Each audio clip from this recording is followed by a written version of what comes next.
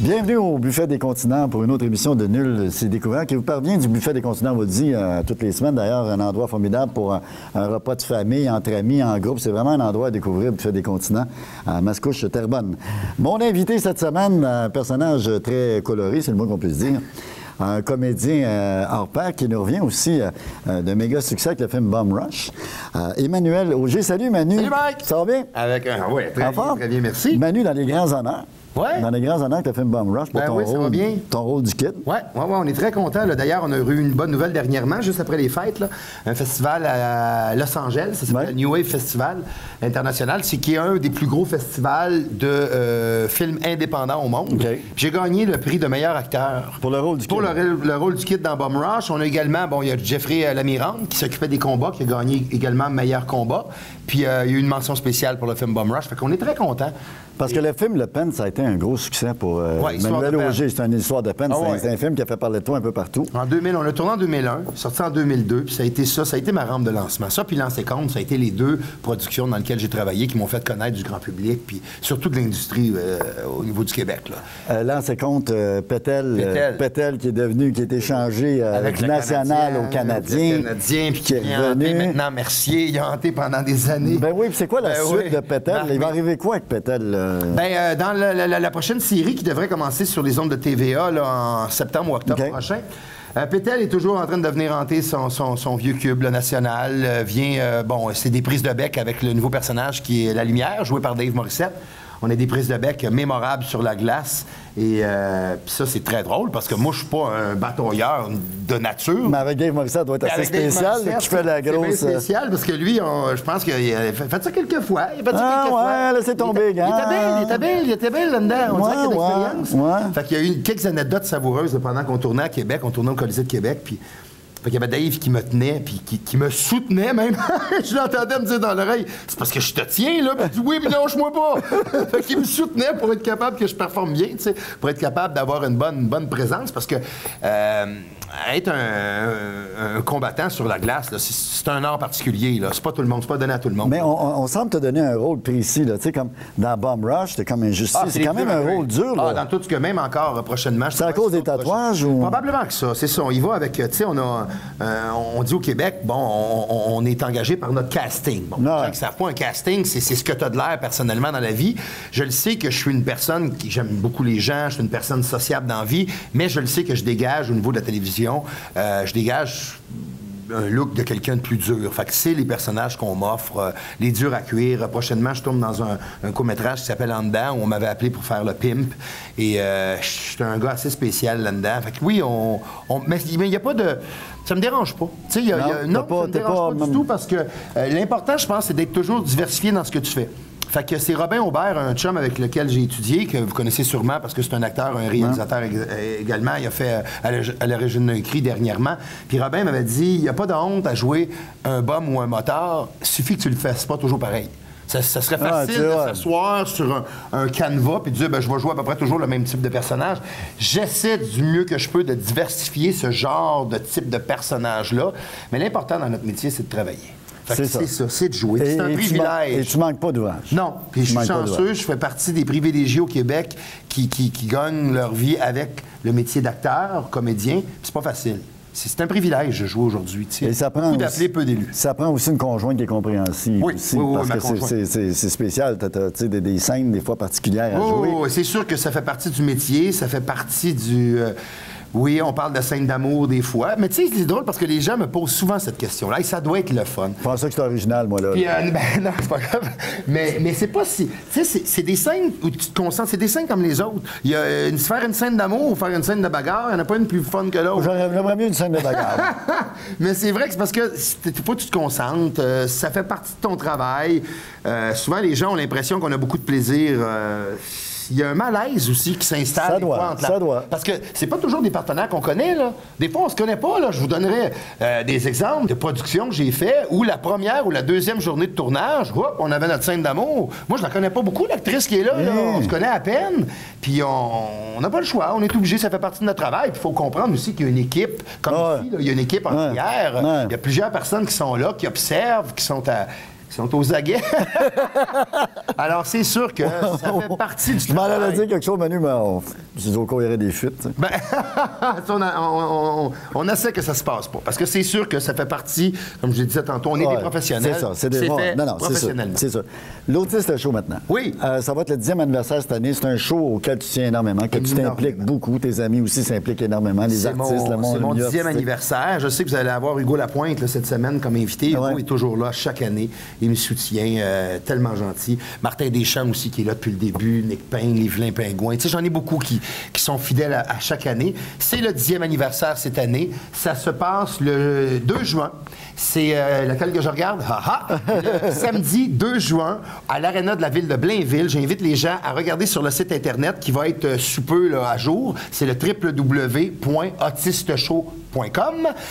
J'ai également ma traditionnelle partie de poker qui a lieu le 6 mai. C'est dimanche, le 6 mai, à la Ripaille de Repentigny. Encore une fois, c'est un tournoi où les gens peuvent venir jouer avec leurs artistes préférés. On a une quinzaine, vingtaine d'artistes présents qui sont répartis un peu dans toutes les tables. On peut jouer avec ces artistes-là. On peut jouer avec les artistes. Puis l'Autiste Show cette année, on a encore beaucoup de grands noms. Là. C'est très raisonnable comme billet aussi. C'est une belle soirée à passer. C'est une magnifique soirée. On a 1000 places cette année. On était, je l'ai dit, à l'Arena de la ville de Blainville qui nous reçoivent. Avant, c'était au Parc Équestre. Là, on a transféré à l'Arena. C'est la première année qu'on fait ça à l'Arena.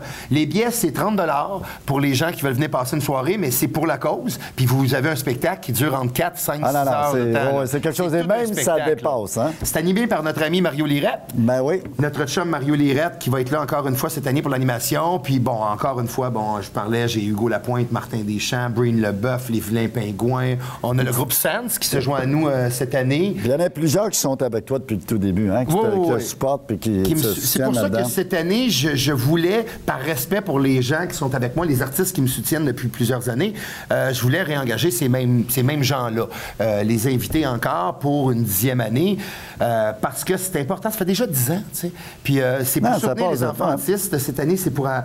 tous les sous vont être mis à Action Autiste, qui aide les parents qui sont aux prises avec des enfants atteints de... Il y a de l'évolution dans ce sens-là. Hein? Il y a une maison maintenant, les parents peuvent aller... Mais mais il y a toujours besoin d'argent, naturellement. Le besoin est encore là. Malheureusement, le gouvernement ne met pas l'épaule à la roue, fait que les gens sont laissés à eux-mêmes. Puis c'est triste de voir encore le taux de natalité, le pourcentage de taux de natalité d'enfants autistes, parce que avant, il y a plusieurs années, on les englobait, on les appelait les autistes. Il y avait des légers, moyens, lourds, mais aujourd'hui, on s'est aperçu que, il y a des TED, t'as des Asperger, t'as plusieurs niveaux au niveau de l'autisme, puis c'est catastrophique de voir le pourcentage. Fait qu'il faut faire quelque chose. Puis, moi, la seule façon que j'ai trouvée pour les aider, ces gens-là, les soutenir, c'est de leur faire un spectacle où cette soirée-là, ces gens-là viennent se reposer, viennent profiter de la soirée. Puis en même temps, c'est pour la bonne cause, puis c'est de faire connaître aussi. Qu'est-ce que c'est l'autisme? Il y a beaucoup de gens qui ont des enfants autistes qui viennent au spectacle en disant « Moi, je sais pas où m'adresser. Je viens ici parce que j'ai besoin d'avoir certaines informations. » Fait qu'on est là aussi pour en donner des informations. Alors, je répète le site www.autisteshow.com. Vous allez avoir les informations pour le tournoi de poker qui a lieu le 6 mai à la Ripaille de Repentigny et le spectacle le 2 juin. Le 2 juin à Blainville. À l'Arena de Blainville. Maintenant, j'aimerais qu'on parle d'un sujet un peu moins joyeux, là. Mais je sais, j'avais lu un reportage, un article, une entrevue que tu avais donné au Séjour à l'époque à notre ami Géo Giguère, concernant les suicides. Ah oui. Ça, c'est quelque chose qui t'a beaucoup d'amis, beaucoup de proches autour, qui t'a marqué. Puis encore aujourd'hui. C'est drôle parce que il y a 2 semaines, j'étais à la prison de Hall. Je faisais une conférence là-bas justement pour la semaine de la prévention du suicide avec les prisonniers. Je vais rencontrer les prisonniers dans les milieux carcéraux. J'osais avec eux autres. Puis cette année, ils m'avaient demandé de particulièrement parler du suicide, tu sais. Puis je considère pas que je suis une personne qui a plus d'expérience qu'une autre, mais j'ai quand même une dizaine d'amis de près qui se sont enlevés la vie. On parle de 10 amis de près, là, que ce sont des personnes, des membres de la famille. J'ai beaucoup d'amis. Puis, tu sais, c'est sûr que tu viens à essayer de comprendre, parce que je considère que c'est un des gestes les plus lâches, mais aussi à la fois des plus courageux. Parce que pour arriver à là, c'est quelque chose, là. Puis ce qui me touche beaucoup, c'est ce qui se passe par la suite. C'est tous les dommages collatéraux. Parce que ces gens-là, quand souvent, les gens autour sont éclaboussés autant. Beaucoup plus, parce que ces gens-là souffrent, décident de poser un acte fatidique, Et par la suite, ben, c'est tous les gens qui sont alentour qui en souffrent tout le restant de leur vie.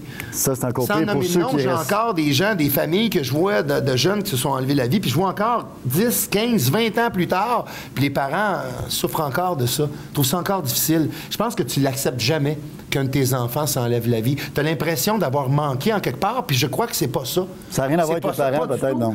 Moi, j'étais près de ces gens-là, dont il y a quelques-uns de mes amis qui se sont enlevés la vie. J'étais avec eux la veille et j'aurais jamais, je me serais douté. Il n'y avait aucun signe précurseur. C'est arrivé. Pourquoi? On ne le sait pas. C'est sûr que ces gens-là devaient souffrir quand tu arrives seul. Mais il n'y a rien qui laissait entrevoir ça. Absolument rien qui laissait entrevoir ça. Oui, il y en a certains qu'on se dit « Ah, on aurait dû voir tel signe, puis on aurait dû, puis on aurait dû. » C'est facile de faire le post-mortem après. Ouais. Mais malheureusement, je pense... Encore une fois, je ne suis pas un devin, mais je comprends pas parce qu'on a tous des problèmes. On a tous vécu des moments très difficiles dans nos vies. Mais moi, je suis une personne qui aime la vie. La vie vaut la peine d'être vécue. Puis oui, j'ai vécu des moments difficiles, mais aujourd'hui, à 39 ans, je vois la vie, j'ai des enfants, puis la vie est tellement extraordinaire. Il faut se donner la chance. Il y a des moments, je recule en arrière, puis je me rappelle, je me dis, le 12, 13, 14 ans, comment j'ai vécu tel moment, puis c'était difficile, puis aujourd'hui, ben, je suis passé par-dessus, puis je repense à ce moment-là, puis c'était pas si pire, finalement. Je voyais ça dur, jadis dans le temps, mais avec le temps, on finit par apprécier ces petits moments-là. Hein? En terminant, Manu, t'as-tu déjà fini? Moi, t'as-tu le secret pour Pierre Gauthier, la solution au problème des Canadiens? Bye. Rapidement, j'aimerais bien ça. Eh bien, la solution, c'est cet été. Roy derrière du banc, cet été, faire grand ménage. Ça serait un rêve. Patrick Roy. Ça, je le souhaite. Le départ de Guy Boucher a été pour moi catastrophique. Je crois que ça a été la plus grande perte dans l'organisation des Canadiens parce que je crois, et je connais beaucoup de gens, puis toi aussi, dans le domaine du hockey, qui me disaient, ce gars-là, c'est le coach de l'avenir. Là. Il était dans le cours du Canadien. On l'avait, là. Il était dans notre cours d'école. Hey, Manu, un plaisir tout le temps. Merci. Un plaisir de t'avoir tout le temps. On se reprend pour le spécial d'une heure? Absolument. Merci. On va faire un téléthon avec toi, c'est sûr.